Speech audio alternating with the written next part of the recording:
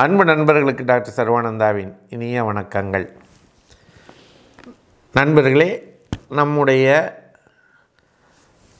பற்கள் எந்தெந்த மாதிரியான பிரச்சனைகளை நமக்கு கொடுக்கும் அப்படிங்கிறத தொடர்ச்சியாக பார்த்து வருகிறோம் ஒவ்வொரு வாரமும்.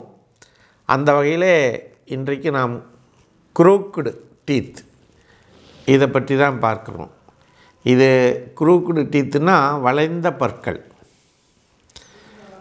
பற்கள் அப்படியே அரிசி மாதிரி அழகாக எப்படி இருக்குது அப்படின்னு சொல்லுவாங்க.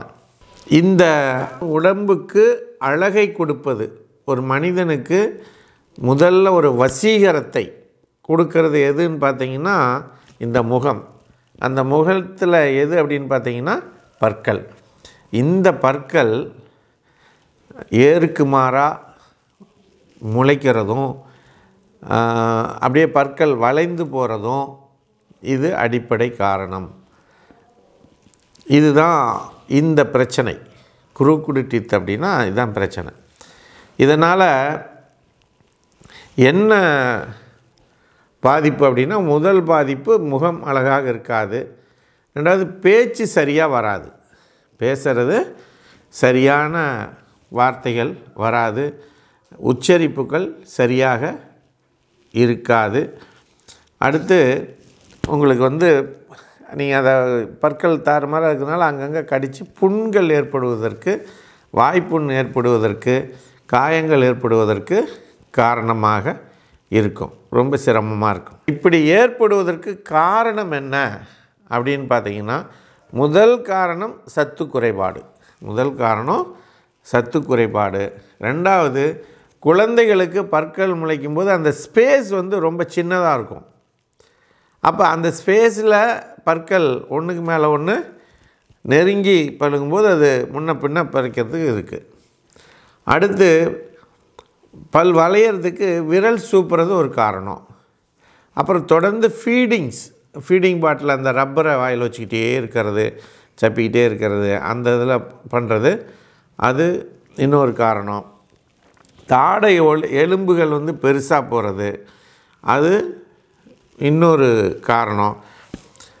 நாக்கை துருத்தி வச்சுக்கிட்டே இருப்பாங்க, நாக்கை துருத்துறது இந்த பற்கள் வரிசையாக வராமல் போகிறதுக்கு அடிப்படை காரணமாக இருக்குது. வாயில் அப்படியே கொப்பளிச்சிக்கிட்டே இருப்பாங்க, வாயில் கொப்பளிச்சிட்டு இருப்பாங்க. அடுத்து வாய் வழியாக சுவாசிப்பாங்க, வாய் வழியாக சுவாசிப்பது ஒரு இதாக இருக்கும். அப்புறம் ஹெரிடிட்டரின்னு சொல்கிறாங்க. பற்களுடைய இதில் சொத்தை ஏற்படுவது, கால்சியம் சத்து குறைவதனால் ஏற்படுது. இப்படி பல காரணங்கள் இந்த இதுக்கு பற்கள் குரூக்டு டீத், அதாவது வளைந்த பற்கள் ஏற்படுவதற்கும், தாறுமாறாக வரிசைகரமாக இல்லாமல் பற்கள் முளைப்பதற்கும் அடிப்படை காரணமாக மாறுகிறது.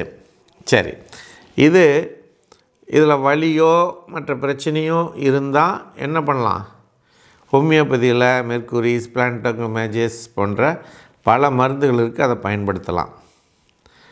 ஆனால் இந்த குழந்தைகளுக்கு அந்த சத்து குறைபாடோ இது சரியாக வரணும் அப்படின்னாலோ அதற்கு மிக முக்கியமான ஒரு மருந்து ஹோமியோபதியில் இருக்குது.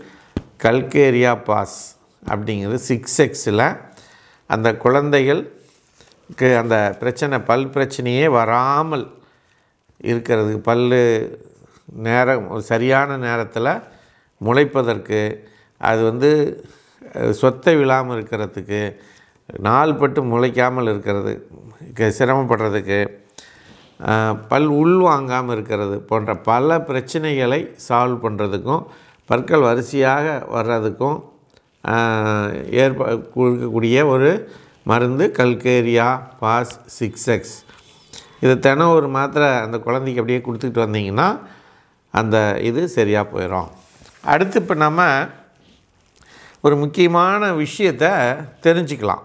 இது உங்கள் குழந்தையை நீங்கள் கேர் எடுப்பதற்கு, உங்கள் குழந்தைகளுக்கு சரியான காலகட்டத்தில் தான் பற்கள் முளைத்து வருகிறதா அப்படிங்கிறதுக்கான ஒரு கால அட்டவணை இருக்குது.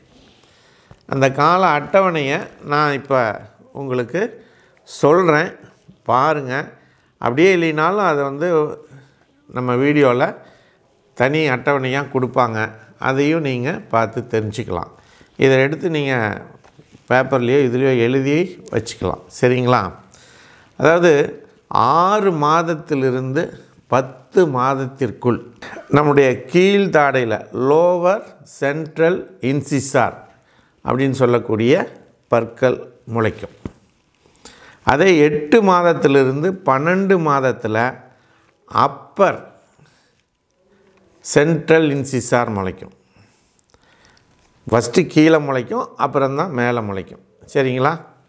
அப்போ இது 9லிருந்து 13 மாதத்தில் அப்பர் டாப் இல்லை லேட்ரல் சைடில் வந்து இன்சிசார் பற்கள் முளைக்கும். அடுத்து வந்து மேலே முளைக்கும், அடுத்து கீழே முளைக்கும். அது மாதம் 10லிருந்து 16, 10 மாதத்திலிருந்து 16 மாதத்துக்குள்ளே கீழே 2 பற்கள் முளைக்கும். ஆனால் அதே இது 9லிருந்து 13 மாதத்தில் மேலே பற்கள் முளைக்கும். 13லிருந்து 19 மாதத்தில் ஃபஸ்ட்டு அப்பர் மோலார் டீத் அப்படின்னு சொல்லுவோம். மொத்த பற்கள் 32. அதில் தனியாக வந்து விஸ்டம் டீத்து, அதாவது அறிவு பற்கள்ங்கிறது லேட்டாக ஒரு 20 வயசில், 15 வயசில், 18 வயசில் முளைக்கக்கூடியது. சரிங்களா? அப்போ 13லிருந்து 19 மாதத்தில் ஃபஸ்ட்டு மேலே அப்பர் மோலார் டீத் முளைக்கும். அது பிறகு 14லிருந்து 18 மாதத்தில் லோவர் மோலார் டீத் முளைக்கும். சரிங்களா? அடுத்து 16லிருந்து 22 மாதத்துக்குள்ளே, 16லிருந்து 22 மாதத்திற்குள்ளாக அப்பர் கெனைன் டீத்ஸ் முளைக்கும். அதே இது 17லிருந்து 22 மாதத்துக்குள்ளே லோவர் கெனைன் டீத்ஸு முளைக்கும்.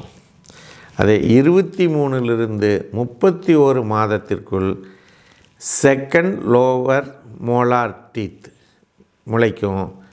அதே இது 25லிருந்து 33 மாதத்திற்குள்ள செகண்ட் அப்பர் மோலார் டீத் முளைக்கும்.